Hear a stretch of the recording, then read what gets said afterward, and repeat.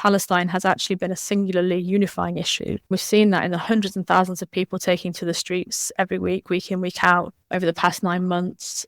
People, from all communities, struggles, walks of life. And that's been reflected also then in terms of the election of not only the independents, the Greens, but also the really narrowing Labour margins of victory in many constituencies. From Al-Shabaka, the Palestinian Policy Network, I am Yara Hawari, and this is Rethinking Palestine.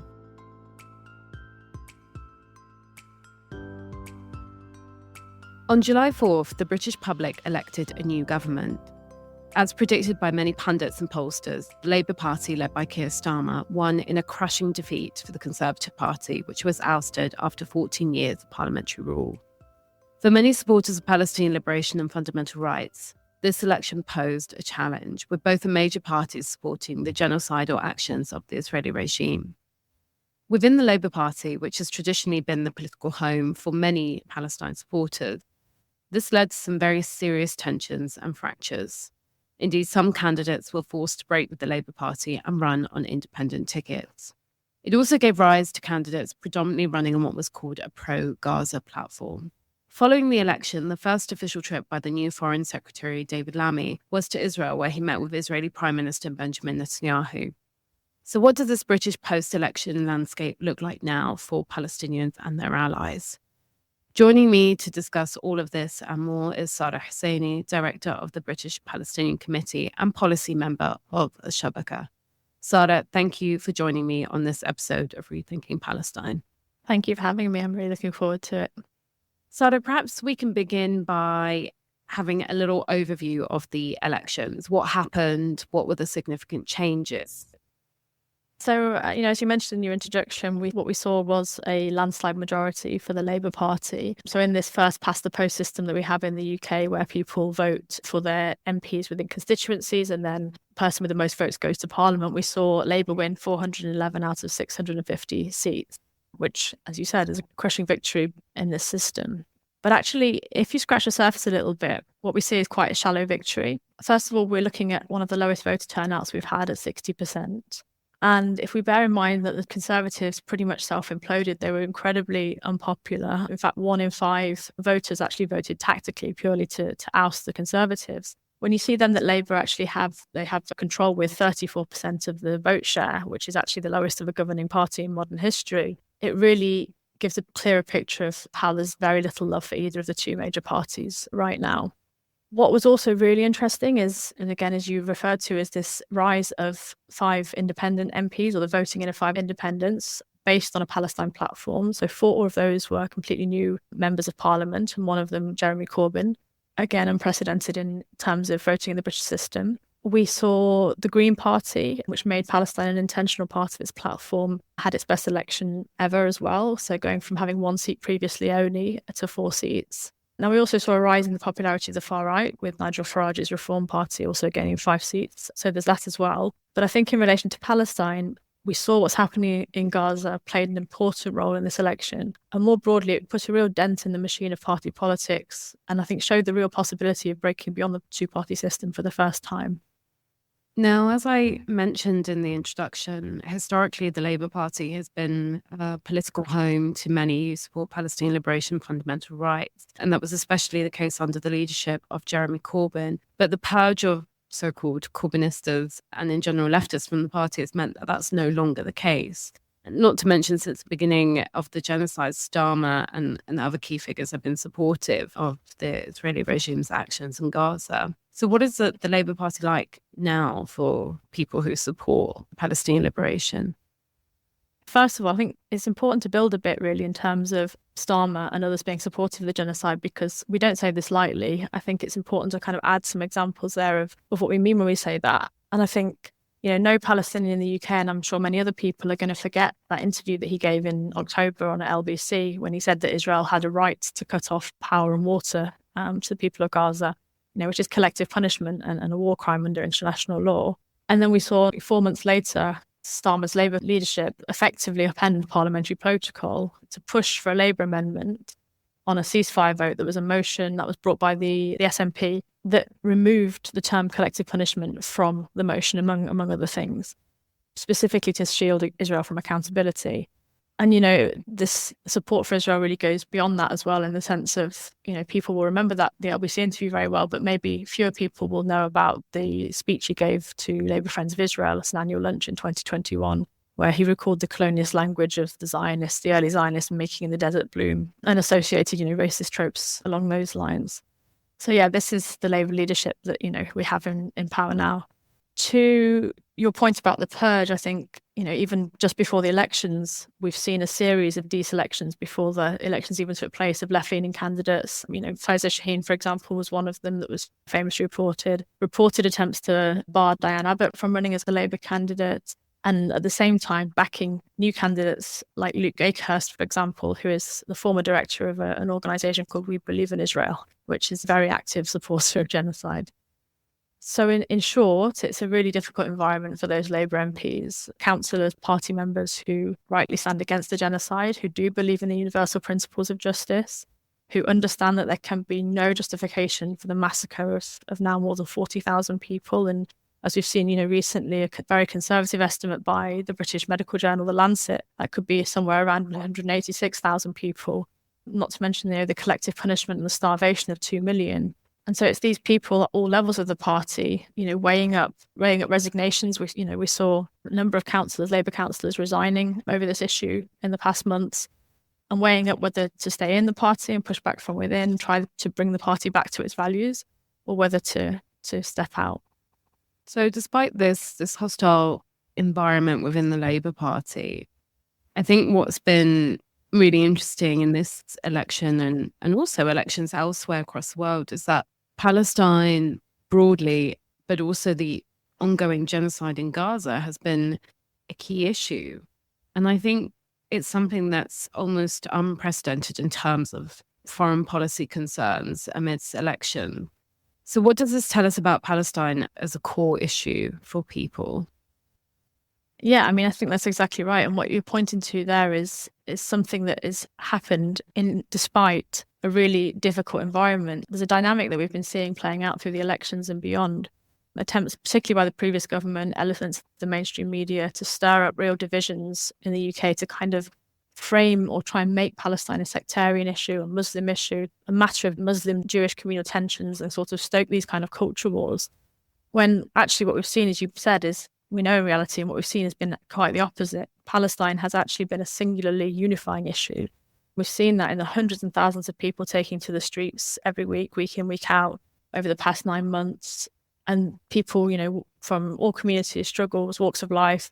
And that's been reflected also then, as we're speaking now in the election, in terms of the election of not only the independents, the Greens, but also the really narrowing Labour margins of victory in many, very many constituencies that have gone, are less reported, but are very important to take note of. So Palestine really, people understand that Palestine is not a singular issue. It's an issue of our collective humanity. It's an issue that unites people and brings people together because they see the injustice and recognise that.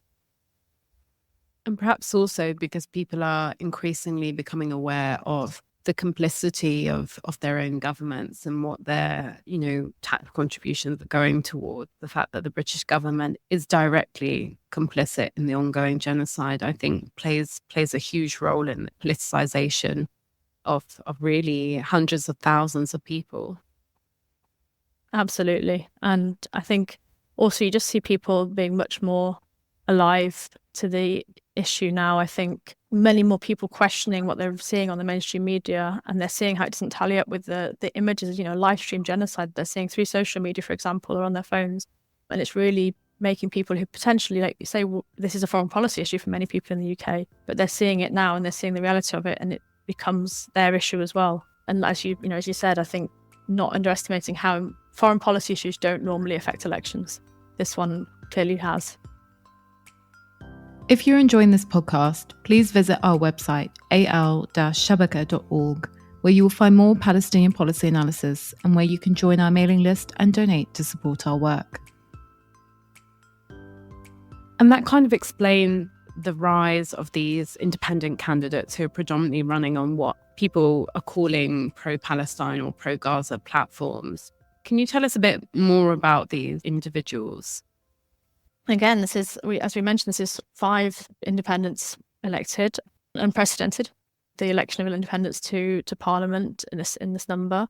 4 of them, as we said, new candidates, ran on a Palestine platform from all over the country. So we have candidates from the north in Blackburn, from the Midlands in Birmingham and Leicester, in Dewsbury, it's also in the north of England, and then obviously Jeremy Corbyn in Islington North in London. And I think as well as them and running as human beings of conscience on a Palestine platform and obviously being voted into Parliament because people felt they were speaking for them, there are a number of others who are very, very close to unseating the major parties. I think perhaps the most significant one being the 23-year-old British Palestinian Leanne Mohammed, who ran in her home constituency of Ilford North, which is here in London, against Labour's now Health Secretary, Wes Streeting.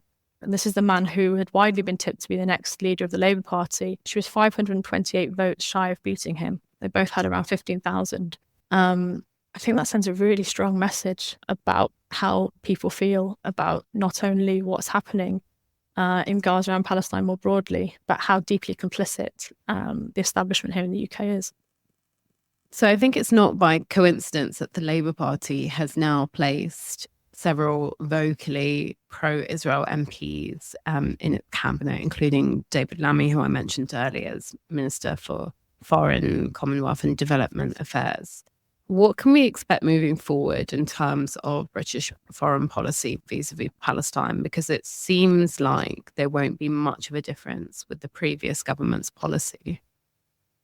Yeah, I mean, look, the early signs are not looking good, although I guess we did expect that from, as you say, those who have been placed in the cabinet.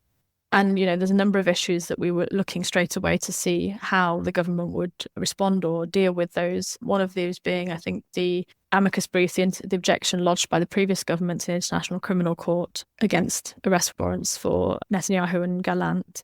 There are a couple of other issues. I mean, arms trade, for example. So I think Lammy and the Labour leadership had called on the previous Conservative government to publish legal advice from lawyers around Israel breaking international humanitarian law, which would then result in the need to suspend arms sales to Israel. We haven't seen anything really of movement on that yet, either in terms of calling to publish legal advice or, as the government should be doing, suspending arms sales immediately, pending any kind of review they want to make. So, yeah, it's still a little bit difficult to see how these things are going to go. I think obviously the US election is going to play a role, of course, coming up in November. So I think we have a Labour leadership that is not massively indistinguishable from the previous government, honestly. And there's going to be a lot of work to do. I think the difference is that Labour does hold certain professed principles, has made a number of statements prior to becoming in government that I think we need to really hold them accountable to. And I think that's where the work's going to be. It's going to be with those MPs in the Labour Party members, unions, those who really do hold to Labour's professed principles and the universal values. And then looking cross-party, I think also, we look with independents, Greens, other parties who, may hold different political views, but do have moral clarity on the deep injustices that are being faced by Palestinians, and that will be able to hopefully hold a Labour leadership who claims to support international law, to support the independence of mechanisms of justice, to actually hold them to account on that. Do you foresee any potential for cross-party coalitions on this particular issue, particularly as we're seeing, as you mentioned, the sort of these fractures or disruptions in the two-party system and the rise of independent candidates and sort of other spaces within Parliament to deviate from party lines? I do. I'm hopeful. And I think because there are a few, we just touched on a couple of the issues, but there are a few issues where I think it's really clear that Labour, at least in word, hold to certain principles, have made comments about things that need to be done. They base a lot of what they talk about on respect for international law and the rule of law and international mechanisms for justice. And so I think there'll be a lot of people in not only their party, but other parties who believe in these things, who will be, I hope, willing to scrutinise, to be there and be putting in questions, putting in early day motions, putting in all kinds of things that will really, as I say, hold Starmer and his leadership to account. Sara, you mentioned the Labour Party's values that some people still hold dear to. We know that Palestine isn't an issue that exists in a vacuum, and Labour's current position on Palestine really speaks to the transformation of Labour as a whole. So it's moved to the centre in an effort to challenge the right. Do you think it's still possible for it to return to those so-called values that you mentioned, or are we seeing a complete transformation of the Labour Party where return is not possible? I don't know. It's a really hard question.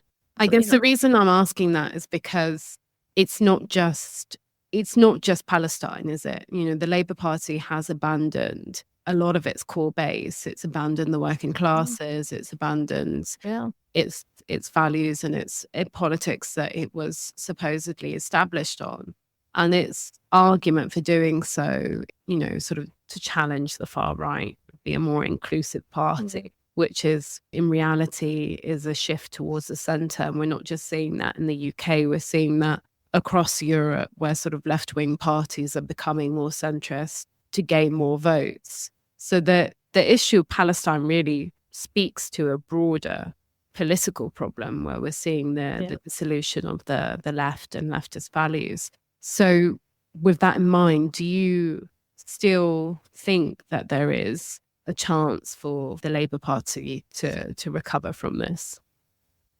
I mean, look, I think it's a very, very big job if possible. But like you say, I think, if you look to other issues, to their policies and, some of the rhetoric around immigration that we saw Starmer using to try and win votes from the centre, and questions of privatisation, there's a number of things that, as you say, they've moved to the centre, ostensibly, like you said, to counter the right. But actually, all you see is a rightward shift then, because, if we look at we've not really talked much about the reform situation, but, one of the big stories around reform was that Suella Braverman, the former Home Secretary, was considering potentially defecting. There was all this talk about her potentially defecting to reform.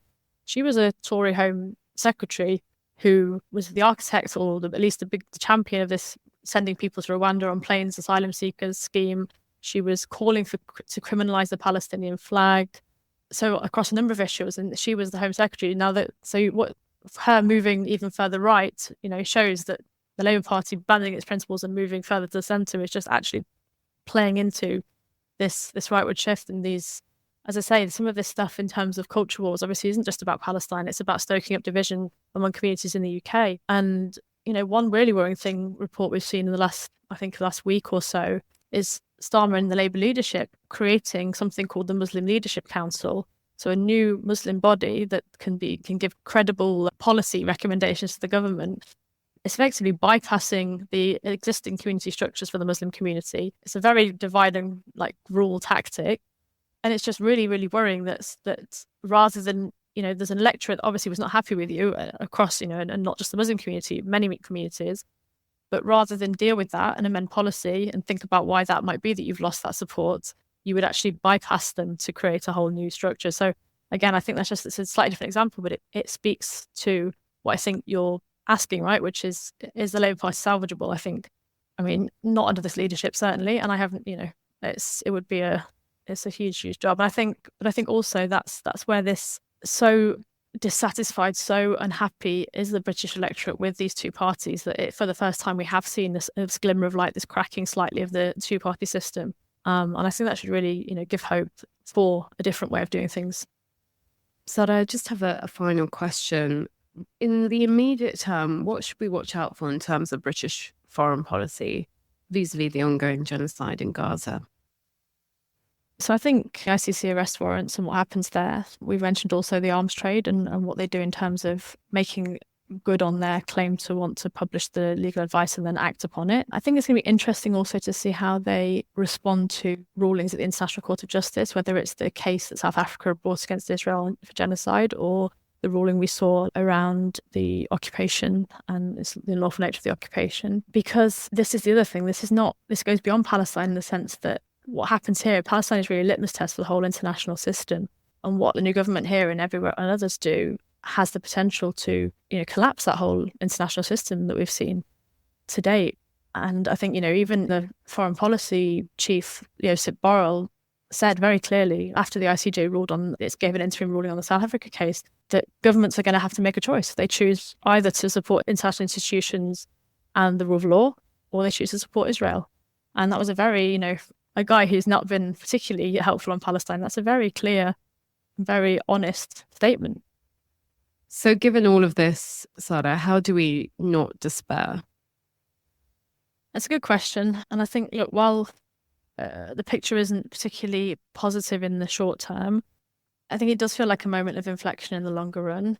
And that's really difficult to say in the midst of a genocide, and not to mention like all of the other manifestations of settler colonialism, of occupation, annexation, apartheid, exile, the things that have been used to subjugate and oppress the Palestinian people as a whole for more than 3/4 of a century. But I do think there are some glimmers of hope when we look at what's happened here in the UK and, I'm sure in lots of other places as well. I think, we said before, people are definitely more alive to the reality of what's happening and are questioning their own government and their own leaders on these things. We talked about, the translation in the streets week in, week out, people protesting, people just getting out on the streets from many different communities. We see more and more people making ethical choices about where they spend their money. We've seen it translated in the student encampments, this generation of students willing to risk their safety, their futures, because they see it as being nothing compared to how their fellow human beings are suffering in Palestine. And they see it as a much bigger issue broadly for our humanity. And, as we've been discussing today, again, this has been translated at the ballot box. And we shouldn't, yes, it's a landslide majority and lots of seats for Labour, but we shouldn't underestimate the significance of what this has done in terms of a two-party system and having some new hope through independents and Greens. And it's about the hope it really creates for the future in terms of showing people that actually it is possible to vote a different way. It's really important. So I think no one really knows exactly when that tipping point will be when you're in the middle of this, I don't think. But I think all we have to do is just keep going and doing everything in our power, to get there, and not only for us as Palestinians and Palestine, but really for the sake of our collective humanity. Sara, thank you so much. We'll leave it there. But it was great to have you on Rethinking Palestine. Thank you for having me. Rethinking Palestine is brought to you by Al-Shabaka, the Palestinian Policy Network. Al-Shabaka is the only global independent Palestinian think tank whose mission is to produce critical policy analysis and collectively imagine a new policy-making paradigm for Palestine and Palestinians worldwide. For more information or to donate to support our work, visit al-shabaka.org. And importantly, don't forget to subscribe to Rethinking Palestine wherever you listen to podcasts.